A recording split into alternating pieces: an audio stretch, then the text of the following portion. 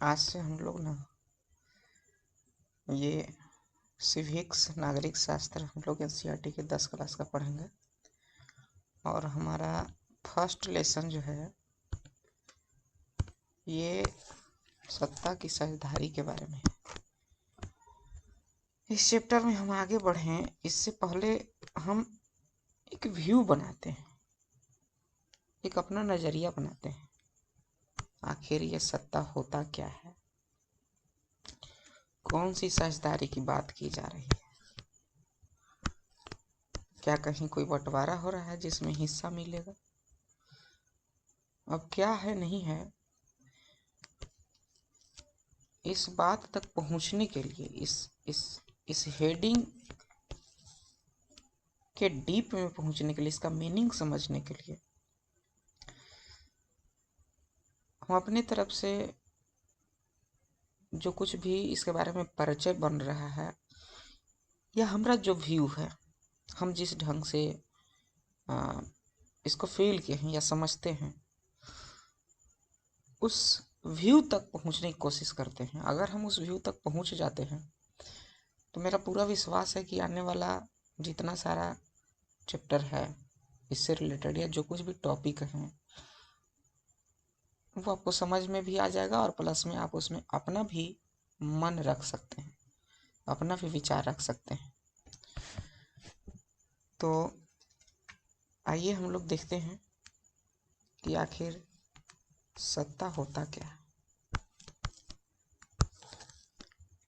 सत्ता को जानने और समझने से पहले हम लोग शासन प्रणाली की बात करते हैं।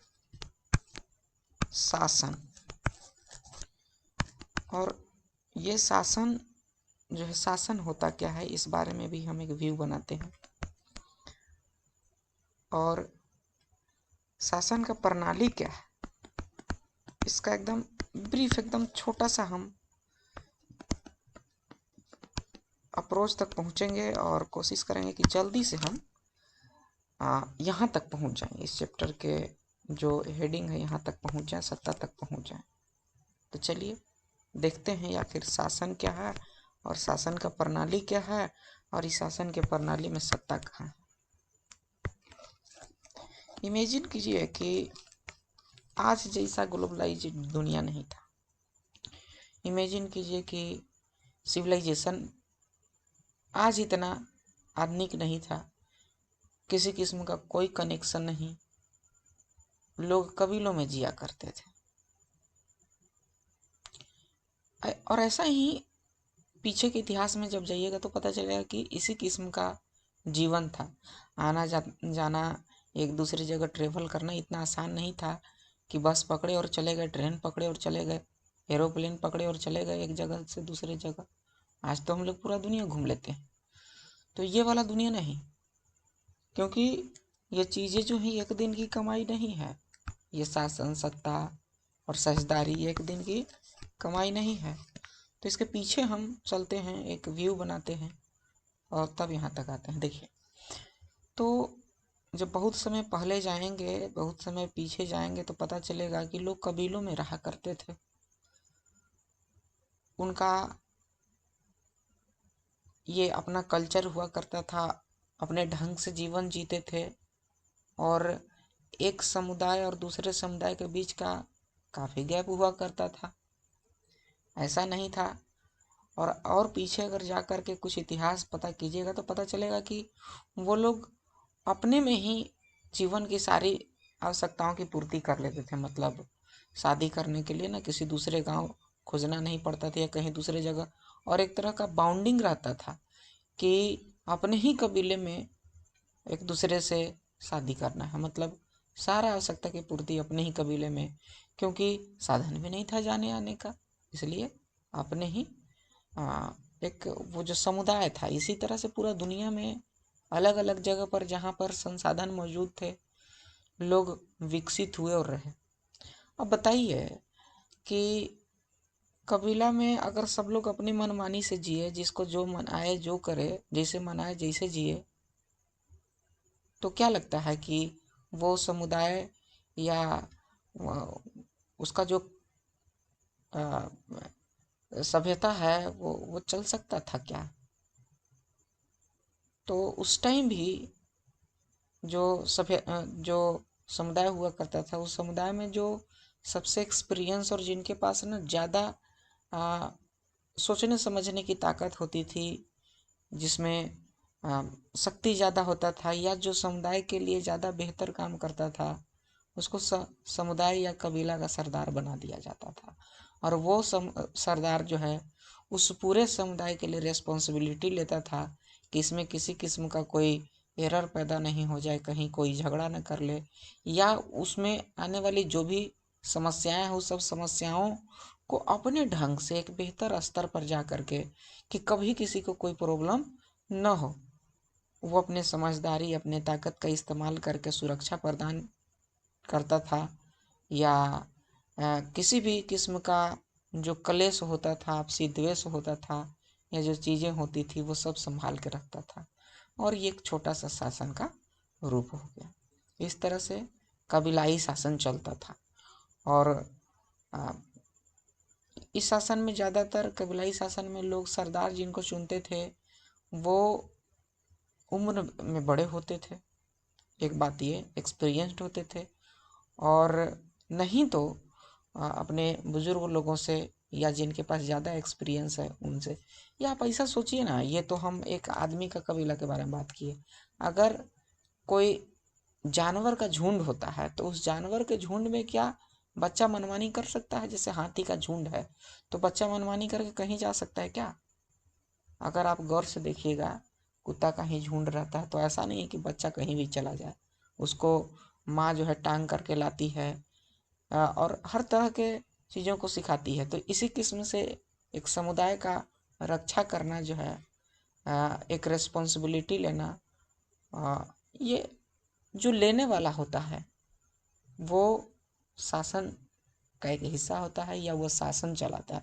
इसी को हम शासन कहेंगे कि किसी किस्म का कोई एरर नहीं हो। सभ्यता और आवश्यकताएं जो कुछ भी चीज़ें हैं वो सब कुछ, ना कहीं कोई द्वेष रहे, ना कहीं कोई डर रहे, और ना जीवन पर किसी किस्म का अ, शंका रहे, या किसी किस्म का अ, दुश्मनी या कोई डर या कोई खतरा हो। इस सब से दूर रखने का काम ही शासन का काम है।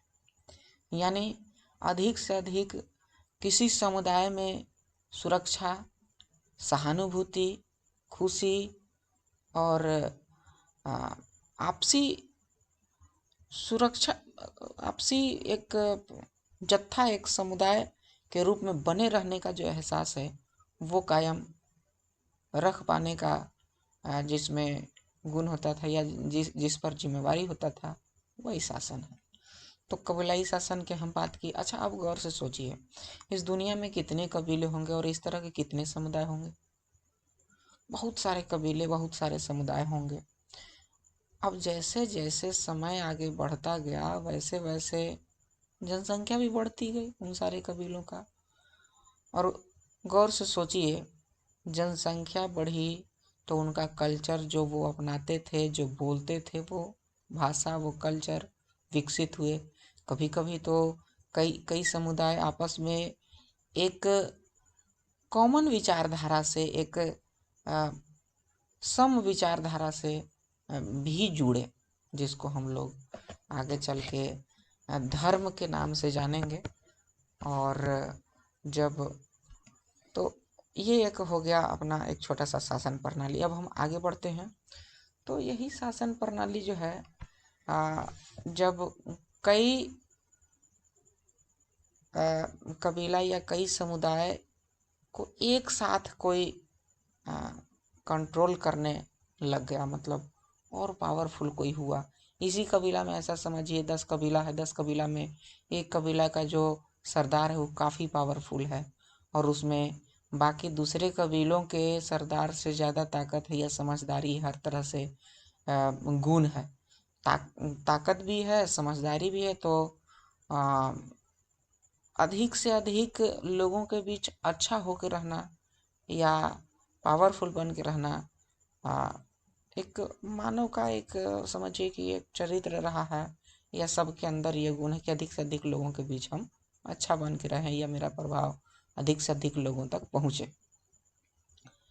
तो इसी तरह से लोग आगे शासन प्रणाली को जो कोई ऐसे लोग हुए जो महत्वाकांक्षी लोग हुए वो क्या किए ये और जोड़े कई लोगों का समुदाय। लेकिन यहाँ तक तो ये साफ है कि अगर अलग अलग विकसित हुआ है समुदाय तो उनका अपना कल्चर और अपना भाषा अपना बोली होगा। आगे चल करके धर्म का विकास हुआ। धर्म का विकास होने के लिए क्या हुआ कि कई धार्मिक ग्रंथ धरती पर आए और जो भगवान और शैतान का जो एहसास होता था उस भगवान और शैतान के एहसास को और मजबूती से लाते हुए जीवन को और सही दिशा में ले चलने के लिए और समृद्धि लाने के लिए और सुरक्षा की भावना विकसित करने के लिए मानसिक खुशी देने के लिए जो लोग बहुत ज़्यादा जीवन को ऑब्जर्व किए वो लोग या यूँ कहें कि ईश्वर किताब बनाए ग्रंथ बनाए एक विचारधारा बनाए और वो विचारधारा ज़्यादा लोगों को जब अच्छा लगा तो ये वही धर्म का रूप ले लिया।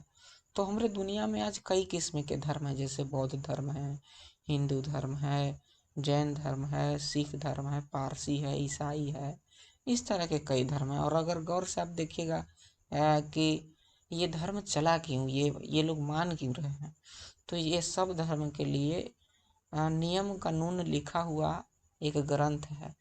जब उस रूल रेगुलेशन को लोग पसंद किए तो वो उसको अपना भी लिए अपने जीवन में और वही जीवन में उस नियम उस प्रावधान को जो उस किताब में लिखा गया है जो उस विचारधारा में दिया गया है उसको अपना लेना ही धर्म है। तो धर्म के जरिए भी एक बार शासन चला और आज भी है। जैसे धर्म गुरु हुए वो कुछ कह दिए। अब ऐसा नहीं है कि किताब है तो सबको किताब आ रहा है, सबका उसका रूल रेगुलेशन पता है। कोई सामान्य आदमी के ज़िंदगी में इतना फुर्सत नहीं होता है कि वो उन धार्मिक किताबों के हर एक आयतों को समझे और पढ़े भी तो उसको समझ में आएगा इसकी कोई गारंटी नहीं। उसको समझाने वाले धर्म गुरु लोग होते हैं, वो लोग अपना जीवन पूरा पूरा लगा देते हैं उसी चीज़ को समझने में। तो वैसे लोग हमेशा मौजूद रहे और अंत में यही हुआ कि वो लोग भी एक शासन कायम किए। मतलब उस धर्म को मानने वाले लोगों में जो एक कभी कभी उलझन पैदा हुआ तो वो उलझन कहाँ जाएगा शांत करने, तो जा करके वही धर्म गुरु के पास जाके कहेगा देखिए सरकार ऐसा बात है। तो उसके उलझन के लिए रेस्पॉन्सिबिलिटी कौन लिया? वो आदमी लिया जो उस धर्म ग्रंथ को पालन कर रहा है और जिसके जो समझ रहा है। तो इस तरह से धार्मिक रूप से भी एक शासन अपनाया गया। यहाँ ये भी शासन ही है। लेकिन अब यहाँ तक आने तक हम लोग देखे क्या कि कोई कोई धर्म जो है बहुत दूर तक फैला, लेकिन क्या वो कबीला वो सभ्यता वो भाषा वो बोली अब धर्म के अनुसार चल रहा है कि वो अभी भी मौजूद होगा? तो ऐसा हुआ कि इसी किस्म से जनसंख्या बढ़ते गया तो वो कभी कभी कबीला या उसमें बोली जाने वाली भाषाएं या जो सभ्यता संस्कृति है वो भी बड़े बड़े क्षेत्रों में फैलती गई। और जब बड़े क्षेत्रों में फैली तो उन क्षेत्र में रहने वाले लोगों का अपना एक एहसास विकसित हुआ कि हम एक हैं। और यही बढ़ते बढ़ते जब दूसरे समुदाय के टच में आ गया तो वो दोनों के बीच एक बाउंड्री होना ही है, क्योंकि उसके बाद वो समुदाय के लोग उस तरह के भाषा बोल रहे हैं और उस तरह के सभ्यता संस्कृति या जो कुछ भी चीज़ें हैं अपना रहे हैं और इस समुदाय को लोग ऐसा। तो यहाँ से हम क्या समझने की कोशिश की है कि धरती पर विभिन्न समुदाय विभिन्न बोली विभिन्न भाषा और विभिन्न धर्मों के लोग हो सकते हैं। अब देखिए इसी में अलग अलग जो समुदाय का वो नहीं अभी बोले कि ग्रुप टाइप बन गया जो ज़्यादा ताकतवर रहा तो उसी को हम आगे चल के राजा बनाए कि वही राजा हुआ और वो अपने प्रभुत्ता को कायम करने के लिए बड़ी बड़ी संरचनाएं बहुत वीर गाथाएं लड़ाई झगड़ा या जो कुछ भी चीज़ें हैं उसको एक नियमतः रूप से फैलाता गया ताकि वो अपने आप को बनाए रखे वो अपनी प्रभु सत्ता, या वो यूँ कहें कि जो ना एहसास होता है बड़ा होने का, लोगों के बीच पूजनीय बनने का, वो बरकरार रहे। कोई राजा कभी नौकर होना चाहेगा क्या? तो वो अपने होने के एहसास को बरकरार रखने के लिए कई तरह के प्रपंच रचते रहे, या यूँ कहे कि कोई कोई राजा तो इतने बेहतर रिस्पॉन्सिबिलिटी लिए कि अगर 10 कबीला या कई ग्रुप का है तो वो सब ग्रुप को आ, अपने से जितना वो ग्रुप प्रोस्पेरिटी ला सकता था, समृद्धि ला सकता था, उससे कहीं ज़्यादा वो राजा दिया। तो इस तरह से राजतंत्र का एक विकास हुआ। ये भी एक शासन का प्रणाली है।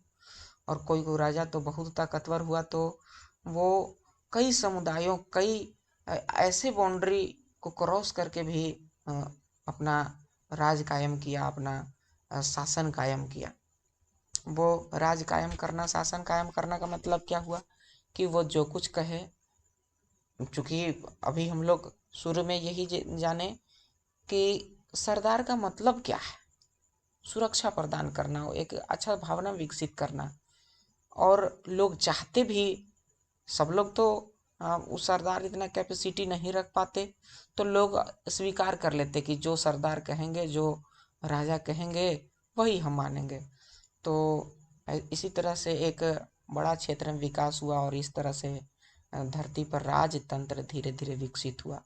अब कोई राजा रहेगा तो एकमात्र अकेले होकर के कुछ नहीं कर सकता था, तो अच्छे लोगों का ग्रुप बना बना करके राजा जो समुदाय, कई समुदायों से इकट्ठा करके लोग को रखता था। लेकिन कई बार ऐसा हुआ कि राजा जो है बहुत दूर दूर तक के समुदायों के बीच अपना प्रभुत्व कायम किया। तो बहुत दूर दूर तक किया तो उनके अलग अलग समुदाय जो है अलग अलग भाषा बोली बोलने वाले थे, अलग अलग रहन सहन रखने वाले थे। तो अब कैसे शासन होगा? तो ऐसे स्थिति में क्या किए कि राजा जो है सब समुदाय के मेन मेन आदमी को अपना आदमी बना लिया, क्योंकि उसके पास ज़्यादा ताकत था। अगर कोई नहीं मानता तो उसको हटा करके मार मुर के ख़त्म कर देता और अपना दूसरा रख देता वहाँ पर। तो इस तरह से एक राजा, राजा के बाद सामंत, जो सबसे बड़ा हुआ वो राजा, और जो समुदाय में रहा उसको सामंत कहा गया। और ये सिस्टम चलाने के लिए जैसे कोई सुरक्षा की भावना देना है या कोई व्यवस्था देना है, जैसे एक कबीला में नदी होके गुजर रहा था और नदी सूख गया और पानी की ज़रूरत है वहाँ पर, तो पानी आएगा कैसे? कबीला के हर एक आदमी को या समुदाय के हर एक आदमी को पानी लाने का ताकत, उसके पास उतना संसाधन नहीं। तो राजा क्या करेगा, वहाँ जा कर के उसमें एक कुआं खोदेगा। तो ये कुआं खोदना जो है, ये संसाधन लगने वाली बात है, उसमें मजदूरी लगा, उसमें बुद्धि लगा, उसमें पैसा लगा, तो वो कहाँ से आएगा?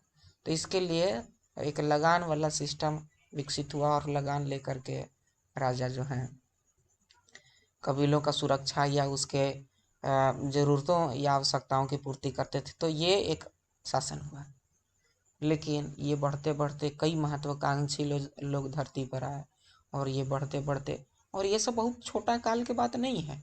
ये कोई चला 1000 साल, कोई चला 2000 साल, कोई कुछ कोई कुछ, मतलब सैकड़ों साल की बात है। एक दो दिन में ये सारी चीज़ें नहीं हुई, धीरे धीरे करके चीज़ों का विकास हुआ। इसी में जो है राजा, कोई कोई राजा कोई कोई क्षेत्र में इतने महत्वाकांक्षी हो गए, इतने महत्वाकांक्षी हो गए कि ये जो लगान लाते थे, खींचते थे, वो लगान से एक लग्जरियस लाइफ का एक बहुत स्तर ऊपर तक चले गए। अपना मूर्ति बनवाना, महल बनवाना, ये सारी चीज़ें एकदम काल्पनिक चीज़ों को धरती पर उतारने की कोशिश करने लगे। अब उसमें भी संसाधन लगेगा।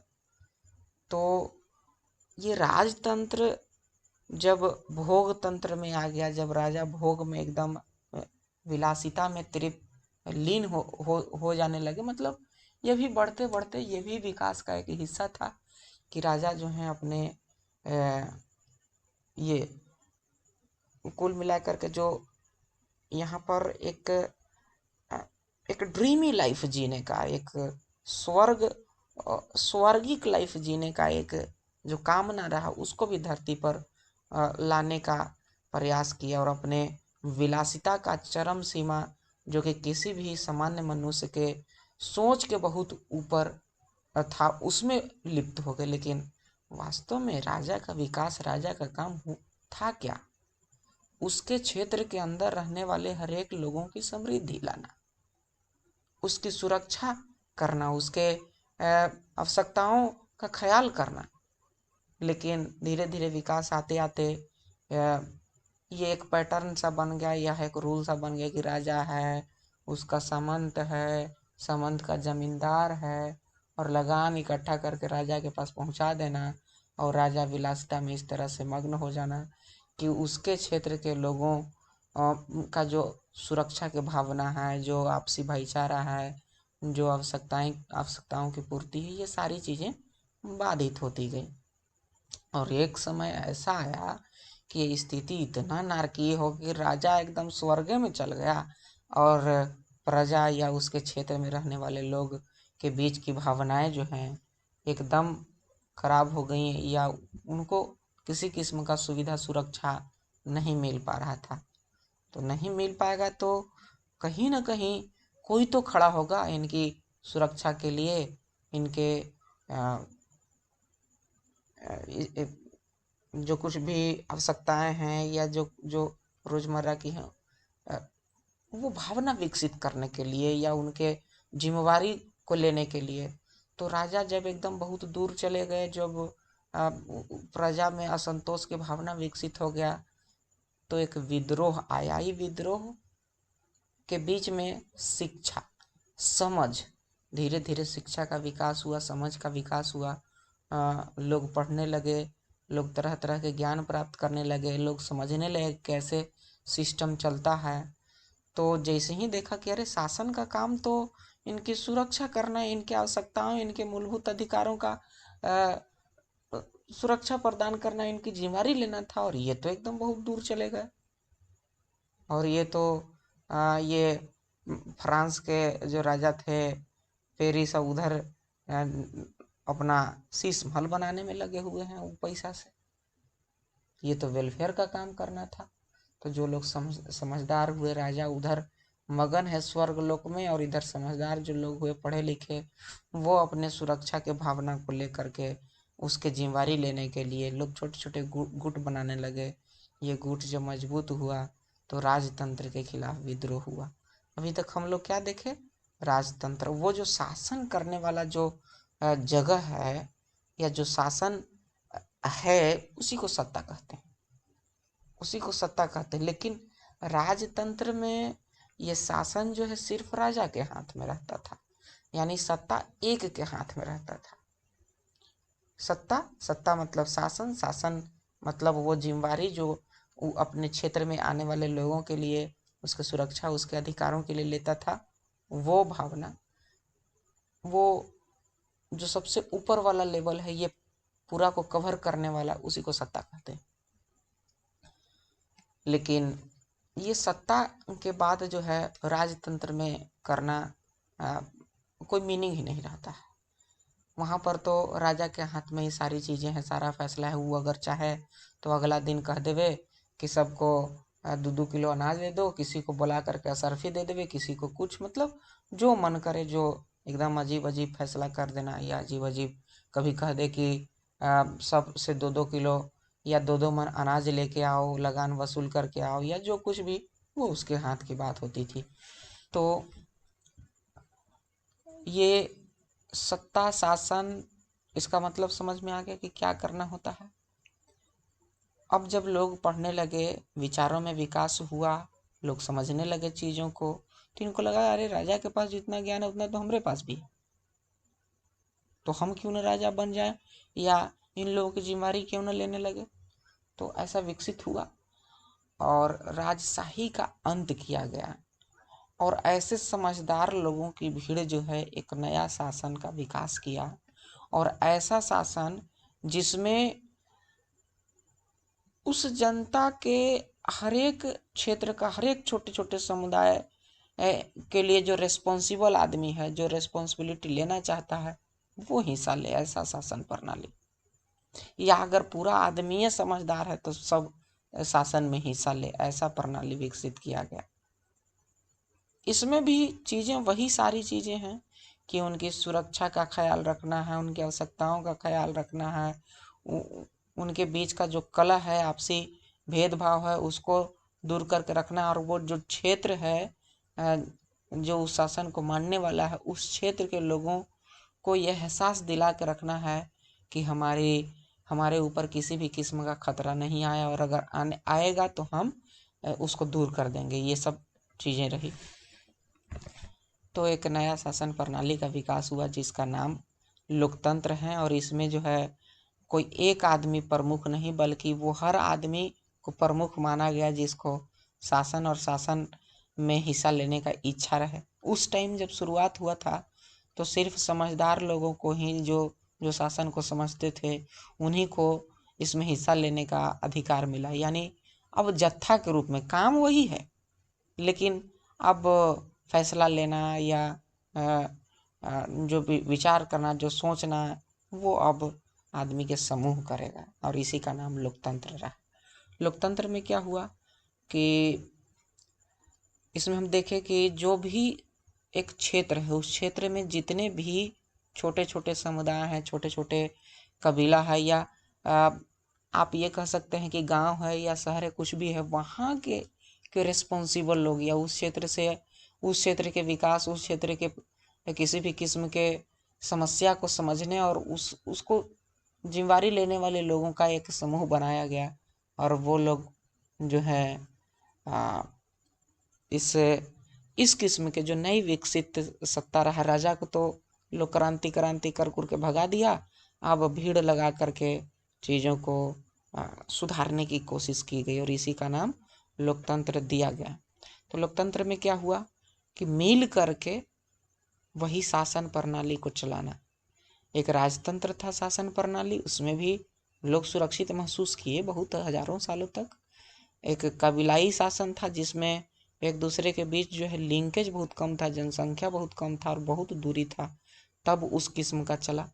जब धीरे धीरे जनसंख्या बढ़ा, लोग एक दूसरे के करीब आए, तो राजतंत्र कायम हुआ, और ये भी बहुत दिन तक चला। जब लग्जरियस लाइफ में चले गए तो राजतंत्र का अंत हुआ, और ये आ गया लोकतंत्र। और आज तक जो है सबसे विकसित और सबसे सुरक्षित या सबसे बेहतर रूप में माने जाने वाला ये शासन प्रणाली है।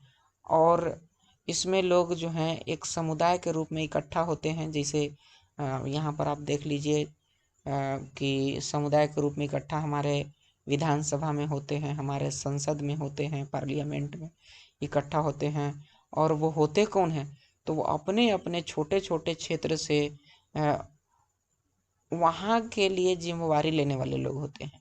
और जिम्मेवारी लेने वाले लोग, उनको कहा कौन? तो वहाँ के जो समझदार, जो अभी तो हम कह दें कि सब जनता जो वोट दे करके चुने।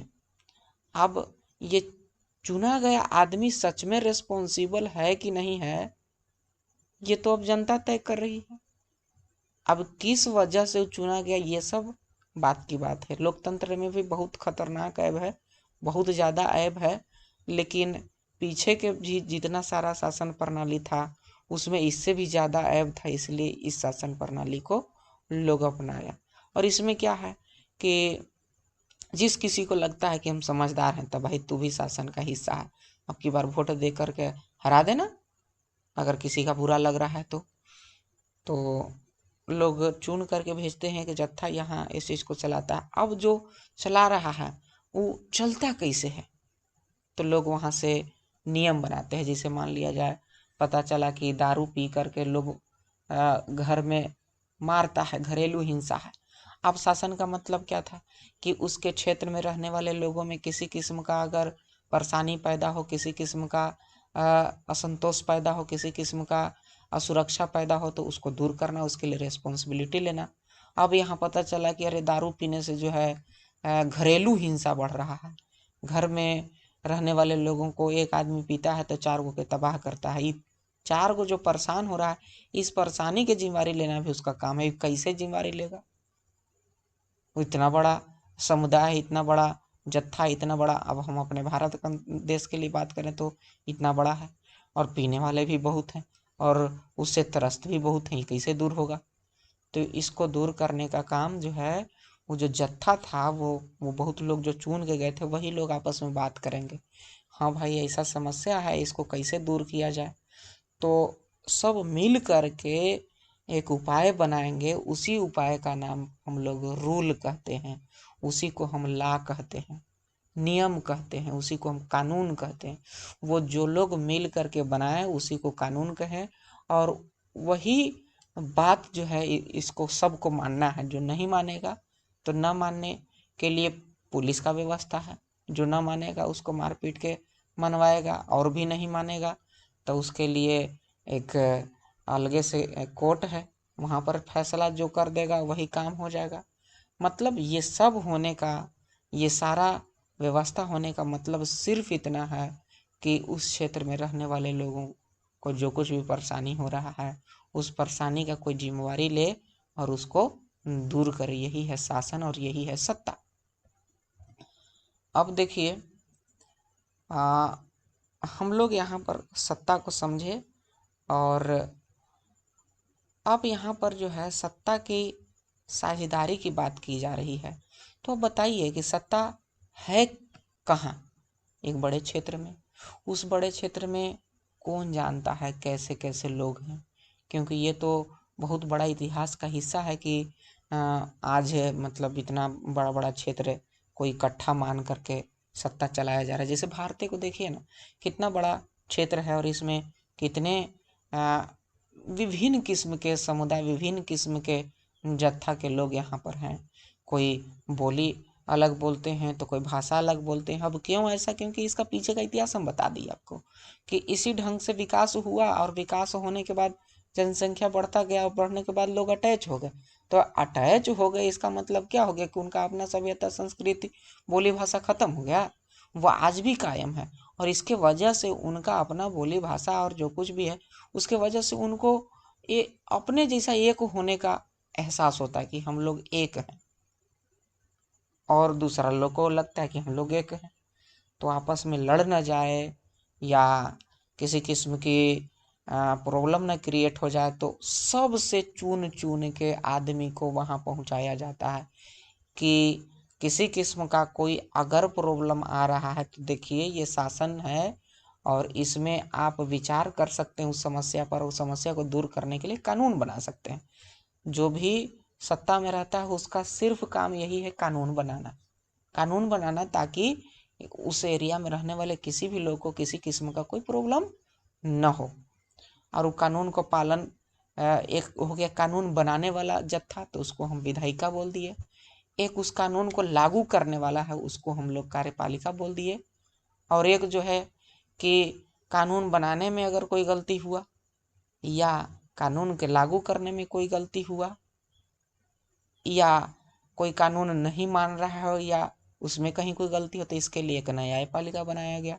तो ये 3 तरह के हिस्सा बनाया गया, और कार्यपालिका, विधायिका और न्यायिका, ये 3 तरह के हिस्सा रहा। और तीनों का अंत में काम यही है कि उस क्षेत्र में जहाँ पर ये तीनों काम कर रहे हैं, जिस सत्ता में ये तीनों हैं, उस सत्ता में आने वाले हर एक लोगों का जो सुरक्षा है उसका ख्याल किया जाए। तो अंत में बहुत विशाल क्षेत्र में, अब तो हम अपने भारत की अगर बात करें या चीन की बात करें या ऐसे ही कई देश हैं उनका अगर बात करें, तो एक बहुत बड़ा क्षेत्र में एक सत्ता काम करता है, एक शासन काम करता है। और अब इतना तो जरूर समझ गया कि उस शासन जो है वो हो सकता है कि बहुत वैरायटी के लोगों का हो। ये समुदाय बहुत वैरायटी के समुदाय हो सकता है, बहुत वैरायटी के बोली वाले लोग हो सकते हैं। जब क्षेत्र बहुत बड़ा है तो बहुत किस्म के धर्म वाले लोग हो सकते हैं। तो ये सब चूंकि उसी क्षेत्र में रह रहे हैं, वही सत्ता या वही शासन वाले क्षेत्र में रह रहे हैं, तो चाहे कोई भी हो, धर्म से हो, जाति से हो, बोली से हो, भाषा से हो, कोई भी हो, अगर उस सत्ता या उस शासन के अंतर्गत है तो उसके सुरक्षा, उसके हर एक आवश्यकता या उसके अधिकारों के लिए उस शासन के जो रखवाले हैं उनकी जिम्मेदारी बनती है। और किसी किस्म का कोई प्रॉब्लम न हो, इसलिए उनको रिस्पॉन्सिबिलिटी लेना होता है। तो हम लोग अब वही सत्ता सत्ता तो अब समझ गए। अब साझेदारी मतलब क्या हुआ? सत्ता मतलब पूरा क्षेत्र का जो चलाने वाले हैं वो सत्ता हो गया। जैसे हमारा अभी देश देश में अपने देश की बात करें तो हमारा पार्लियामेंट से चलता है पूरा देश का शासन। तो पार्लियामेंट जो है वो सरकार, वो शासन, वो सत्ता है। अब उस पार्लियामेंट अकेले तो कोई चलाता नहीं, चूंकि राजतंत्र तो है नहीं कि एक राजा सिर्फ चला रहा है। इसको चलाने के लिए जितने भी डिफरेंट किस्म के समुदाय थे, जितने भी डिफरेंट किस्म के हिस्सा बनाया गया था, उस हिस्से से एक एक रिस्पॉन्सिबल आदमी को चुन के लाया जाता है। जब राज्य में ऐसा होता है कि अलग अलग हिस्से से चुन के लाया गया तो उसको विधायक बोल दिए, और जब देश के स्तर पर चुन के जाता है तो उसको सांसद बोल दिए। लेकिन ये सारी चीज़ें ऐतिहासिक रूप से विकसित हुई हैं और बहुत विस्तृत हैं। अब कोई आम आदमी की सारी चीज़ें समझ में ना आती है। आम आदमी सिर्फ इतना जानता है कि हमको वो आदमी पसंद है, वो लालू यादव हैं तो रोड बनवा दिए थे, नीतीश कुमार हैं तो चौड़ा करवा दिए थे, हमको लालू यादव पसंद है इसलिए हम लालू यादव को वोट देंगे। इससे ज़्यादा किसी को समझ में नहीं आता। इतना जटिल, इतना विस्तृत, इतना ज़्यादा कॉम्प्लिकेटेड ये सारी चीज़ें अब हो गई कि इसको ना जानने के लिए कि ये शासन चलता कैसे है, इसको जानने के लिए ना किसी किसी को हम लोग तो कम से कम अभी 10वां साल पढ़ रहे हैं, कोई कोई तो और ज़्यादा जा कर के आगे PhD तक करेगा, तब जा कर के उसको ये सारी बातें समझ में आएंगी। एक इसके लिए पॉलिटिकल साइंस का व्यवस्था किया गया है कि शासन जानना है तो आगे आकर के पॉलिटिक्स पढ़िए, पॉलिटिकल साइंस पढ़िए। तो अजीब चीज़ें हैं।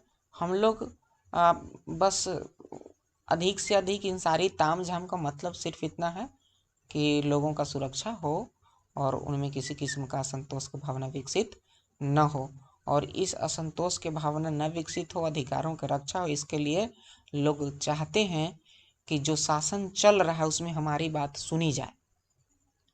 अगर कोई आदिवासी क्षेत्र के लोग हैं और वो किसी शासन के अंतर्गत आते हैं तो वो भी चाहेंगे कि हमारी बात सुनी जाए और हमको भी हमारी रक्षा, चूँकि इसी सत्ता के अंतर्गत है, तो हमको भी मिले।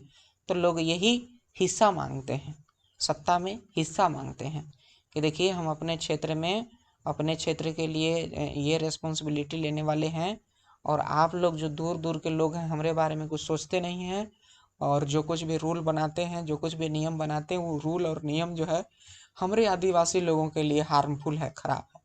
हम चाहते हैं कि हमको भी हिस्सा दीजिए और हम भी यहाँ आगे बात रखें, रूल बनाने में हम भी कहें जो रूल हमारे ऊपर लगाया जा रहा है, जो कानून हमारे ऊपर लगाया जा रहा है वो हमारे लिए ठीक नहीं है, तो हमारी भी बात सुने। अब जैसे रूल बनेगा और आदिवासी जाकर के वहाँ अपना बात कहेगा कि देखिए आप लोग बना दिए कि जंगल से चीज़ों को नहीं इकट्ठा करना है और हम लोग जंगले में रहते हैं, तो कैसे हम लोग जिएंगे? तो रूल बनाइए कुछ जिससे कि हम लोग जंगल में सुरक्षित, अपने अधिकारों से वंचित न हो और ऐसा महसूस करें।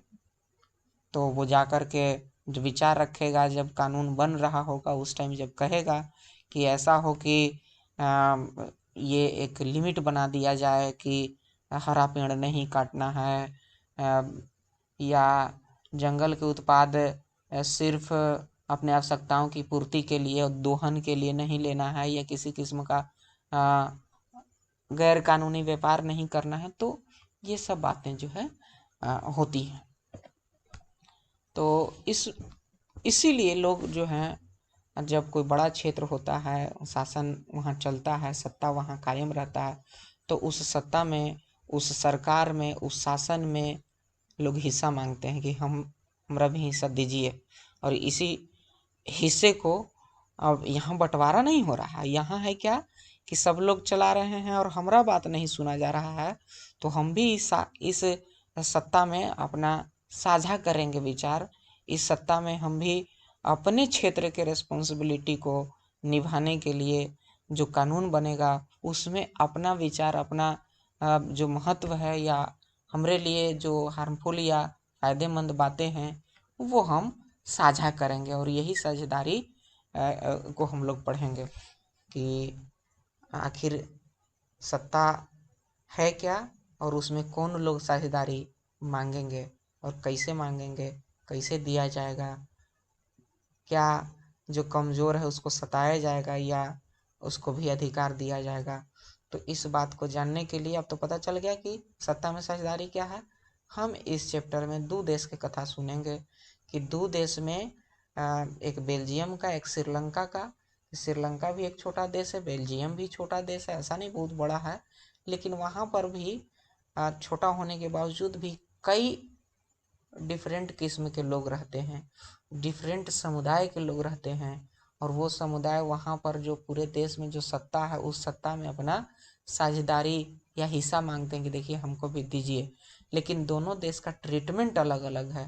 दोनों देश में लोकतंत्र है, लेकिन दोनों देश का ट्रीटमेंट अलग अलग है। लोकतंत्र होने से भी कई प्रकार के घाटा है। अब जैसे वोटें देना है, अब वोट देने वाले जाति धर्म से इन्फ्लुएंस्ड हैं। तो कोई अगर जैसे देश में हिंदू धर्म वाला खड़ा हो गया तो हिंदू सब चाहेगा कि हिंदू एक दे वोट, क्योंकि उसको हिंदू होने का एक एकत्व का एहसास है।